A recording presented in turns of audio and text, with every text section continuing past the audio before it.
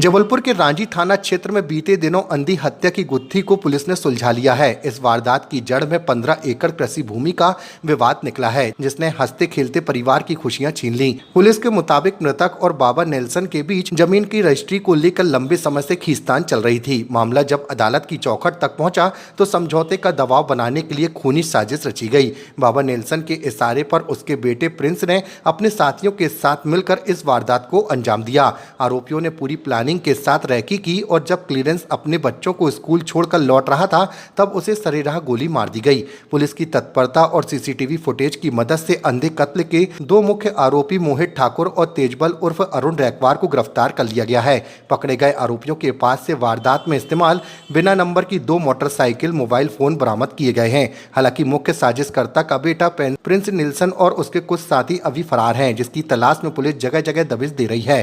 23 अप्रैल को थाना रांझी में श्री शक्ति चौराहे के पास 2 अज्ञात हमलावरों ने एक व्यक्ति के गणपति पर फायर करके भागे थे। इसमें तत्काल थाना प्रभारी रांझी और सीएसपी रांझी मौके पर पहुंचे और वहां देखा गया कि क्लीरेंस एटकिंग नाम के व्यक्ति को गोली मारी गई थी। वो घायल थे, उसको तत्काल अस्पताल भेजा गया, जहां उसकी इलाज के दौरान मृत्यु हो गई। इसमें पहले हत्या का प्रयास और आर्म्स एक्ट के तहत एफआईआर दर्ज की गई थी। बाद में इसमें हत्या की धारा बढ़ाई गई। इसमें पुलिस अधीक्षक संपत उपाध्याय ने सीएसपी रांझी सतीश साहू और टीआई उमेश गुल्हानी के नेतृत्व में एक टीम का गठन किया था और इस टीम ने अत्यंत कम समय में इस पूरे घटनाक्रम का पर्दाफाश किया। कहानी कुछ इस तरह से थी कि जो मृतक है और इनका बाबा नेल्सन को लेकर एक रायपुर में 15 एकड़ जमीन को लेकर विवाद चल रहा था।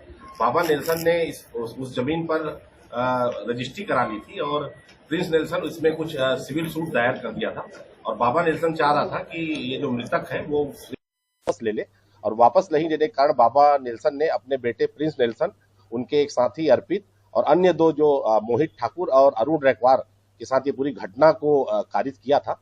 इसमें 2 व्यक्ति जो बरेला टोल प्लाजा के पास से मोहित ठाकुर और दीनदयाल चौराहे के पास से अरुण रैकवार को टीआई रांझी के द्वारा हिरासत में लेकर कड़ाई से पूछताछ की गई।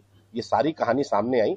इसमें अरुण रैकवार और मोहित ठाकुर को गिरफ्तार कर जुडिशियल रिमांड पर भेजा जा रहा है और शेष 3 आरोपी जो है बाबा नेल्सन, प्रिंस नेल्सन और अर्पित, इसकी तलाश की जा रही है। इसके लिए टीम लगी है और जल्द ही इनको भी गिरफ्तार किया जाएगा। गोली प्रिंस नेल्सन ने चलाई थी। आरोपी कितने हैं? आरोपी कुल 5 है, 2 गिरफ्तार हो गए हैं और 3 की तलाश की जा रही है। इसमें जो प्रिंस नेल्सन, बाबा नेल्सन और जो अर्पित है वो यहाँ उमती क्षेत्र में रहते हैं और 2 व्यक्ति जो गिरफ्तार हुए हैं मोहित और अरुण रैकवार, ये बाहर रहते हैं।